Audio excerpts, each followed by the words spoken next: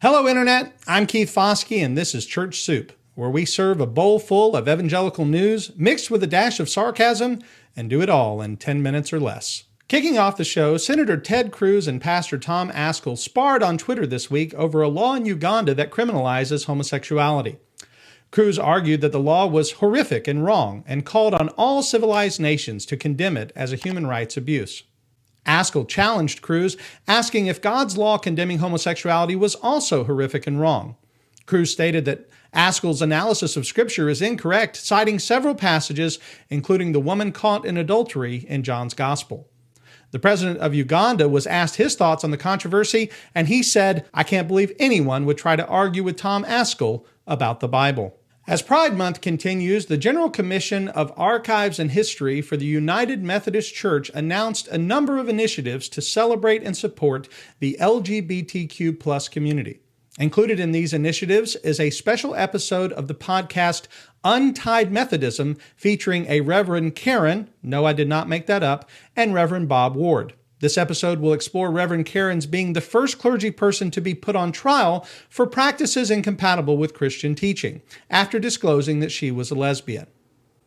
You know, I just can't imagine a better evening than snuggling under a blanket with a cup of hot chocolate and binging an entire season of UnTied Methodism.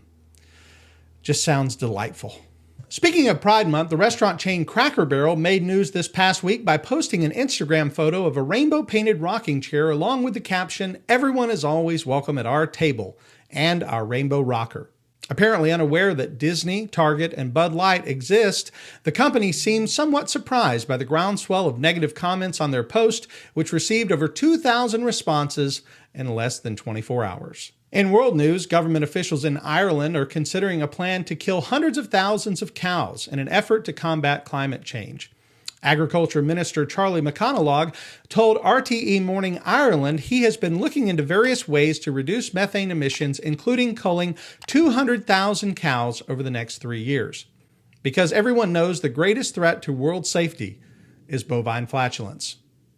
I wanted to say cow toots, but it just sounded a little too childish. In extraterrestrial news, U.S. intelligence officers now claim that there have been documented cases of the retrieval of crafts of non-human origin.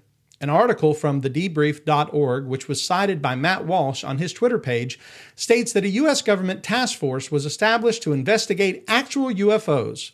Matt Walsh says that he's now considering a new documentary, What is an Extraterrestrial? Additionally, the news of extraterrestrial life having made contact comes to no surprise to anyone who has ever spent time on TikTok. Finally, this coming week begins the 2023 annual meeting of the Southern Baptist Convention, where approximately 11,000 messengers from all around the world are set to descend upon New Orleans to ultimately determine whether or not Rick Warren is really a Southern Baptist. Several messengers interviewed about the convention have said they can't believe the convention was located in New Orleans and it not be scheduled during Mardi Gras. Thanks for being a part of Church Soup. If you like the show, please leave a comment and don't forget to like and subscribe for more. Also, if you want to participate in the show, you can suggest news articles in the comments or on Twitter with the hashtag ChurchSoup.